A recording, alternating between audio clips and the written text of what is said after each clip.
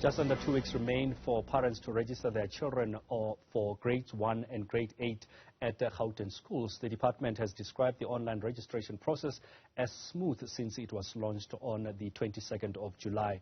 Almost 600,000 applications have been processed. We are joined now by Gauteng Education spokesperson Steve Mabona. Steve, thank you very much for coming through.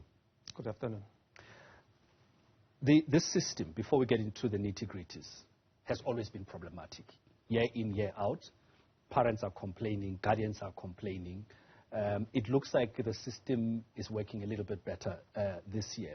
What has been done to alleviate those problems? Thanks very much, Kwena. Look, we improve our system yearly. You'll know that complaints will be coming once we start with the process of placement on the 3rd of October. That's when you will see parents will be coming and saying the system does not work. But the application process, it was seamless. I mean, we have actually now over 600,000 because the almost 600 was yesterday. When I checked the figures this morning, we were standing at just over 600,000 applications that were successfully processed. So it's an indication that this system works very well. The only challenge that we have is capacity. We need to admit that we will not be in a position to, provide space to all children that would have been applied for in the schools that the parents seek, especially the high-pressure schools. Before we get into that issue of capacity, as far as the system is concerned, what has been done, to make sure that it's seamless? Very few complaints that we've seen this year, but have there been any other challenges, and how are you making sure that even those smaller challenges are being addressed? Now, the only challenge that we experienced was that one of Google Maps, because we have an agreement with them to have just about 6,000 users that will be accessing the system at a go. And once we surpass that number, they then, kicked us out of the system because we surpassed their number. So we had to go back to them quickly, increase to 20,000, and since then we've been moving. But in terms of parents that would have been in the system at the core, we have tested the system could take over 40,000, parents that will be accessing the system. The only challenge was just the search engine, which links us to Google. That's where we had a challenge. But it was a matter of 10 minutes after opening the system. Moving forward, we were fine as we are cruising now.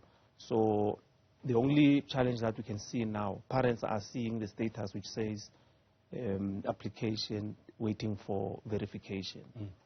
Because after uploading documents, the status changed that we need to verify. So schools are working tirelessly just to make sure that they verify, and the status will change. Probably most of them, they will see a different status when we close the system, because on the 19th, we have 13 days now to close the system. So we will be preparing the system and making sure that when we start with the placement, we should be fine. We addressed the issue of OTPs because it was a challenge previously, and we also changed when you apply to schools that would have been probably reached capacity. Previously we will remove them from the system, and that agitated a lot of parents to say, why do you do that? Give us an opportunity, we want to apply. So schools that would have reached capacity by now, in terms of those that are closer to the school, we did not remove them. So parents will still apply. So these applications, as you say, the process now is applications, and application does not necessarily mean acceptance, right? Yes, I mean, and we are talking 600,000 applications. But when you drill it down to applicants, you will realize that probably we are now at about 300,000. We are still short of probably 50 or 60,000, those that must still, come in the system. If we close with that margin of about 320, we will know that we must plan at a certain point to open the system to accommodate those that we think that they are outside. So the system assists us to plan. We know that there will be increasing classes at which schools because of the demand. When you assess the numbers, they can tell you that this school has received so much applications, and we need to start thinking about planning. Are we increasing classrooms there? Are we the alternative schools that we might provide to parents? What are we doing to them? Are we also increasing classrooms there? So those are the things that we will be doing as a department to make sure that we plan, even those that will be coming in January, because rest assured, they will come in January, and then we need to make sure that we accommodate them. Is this the only avenue available for parents and guardians to apply? Yes, indeed. For grade 1 and 8, they need to come in the system. But for inner grades, they need to go directly to schools. But some will say the system is not working, we don't want it. But parents that go directly to schools and they don't find space, they will come back to us and say, look, we think that even inner grades you must introduce a system because you will be in a position to assist us. Because now they go to schools, they tell them we are full. They need to come to us and must interact with schools to check whether they are full or not, because it's only the HOD that can declare a school full.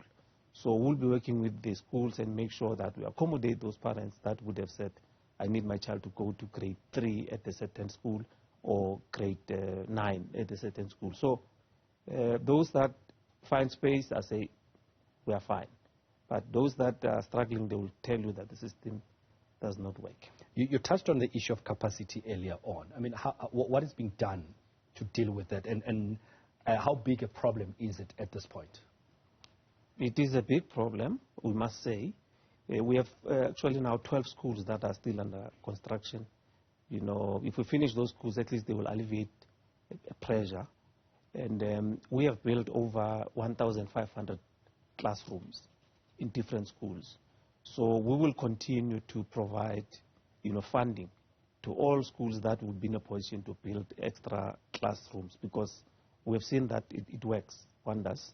There are schools that will build 8 classrooms at the lesser cost than when we're going to wait for us building a brick and mortar school like the entire school. So we'll continue to work with our schools, those that are capable to build those classrooms, give them that money. And those that are in a position to accommodate mobile units in a school, we will also provide those mobile units and make sure that at least they have furniture. So that's why this process assists us to plan.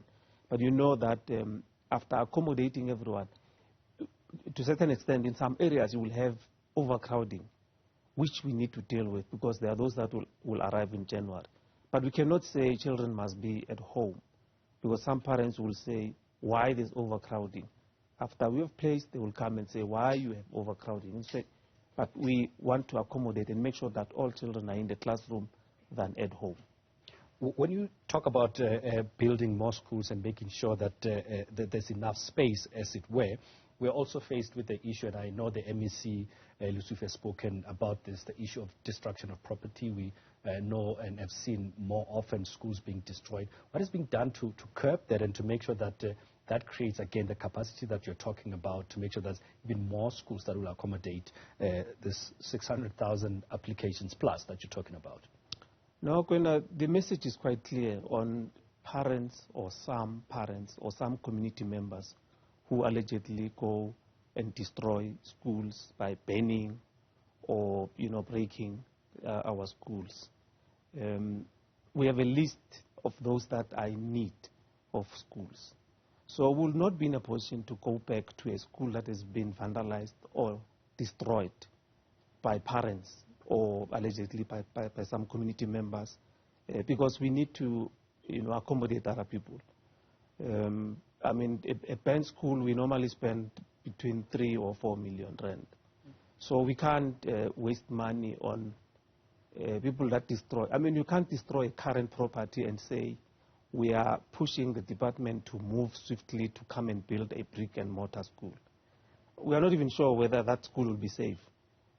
But it's a parallel process that we are going to, fast track and make sure that we build that school. But there's no justification of destroying the current property and say, I need to push the department. Those classrooms, if they don't fix them, SGB and those parents, they will remain like that. We will not go back. It's not for the first time we'll be doing that. In previous occasions, I mean, there's a school that was banned in Cullinan. did not go back. Katlehong, there's a school that was banned, did not go back there. Soshanguve, there's 2 or 3 schools that were banned, did not go back. So if parents don't see that we really are sure of what we are saying, we don't know. I mean, the day we're going to be allowing ourselves as parents to be swayed by recalcitrants, then we are doomed. We are doomed as a nation, really. We can't. I mean, when you look at the pictures and people that are leading this, you even question that they do even have children in those schools that they are banning. Steve, we're out of time, but quickly, just a quick message to parents who still have not done. You said there's still a couple of days, 2 weeks to be specific, for them to go. What message would you send to them? We really appeal to parents to apply before the 19th, because on the 19th, we shutting down the system. We'll be making sure that we prepared for placement, because we placed in the system. And parents that would not upload documents, unfortunately, we will accommodate them, but at a later stage. So for you to be accommodated, upload your documents. If you can't, submit them to all schools that you would have applied to, because you are allowed to apply to 3 or even 5 schools. So we just want to urge them to make sure that the documents are in the system, and we'll accommodate them. They must not worry about the status which says awaiting for verification. They are done. That is a departmental responsibility to make sure that status change. But after closing, the status will change. Steve, thank you very much for coming through. That is Steve Mabona, the Gauteng Education spokesperson.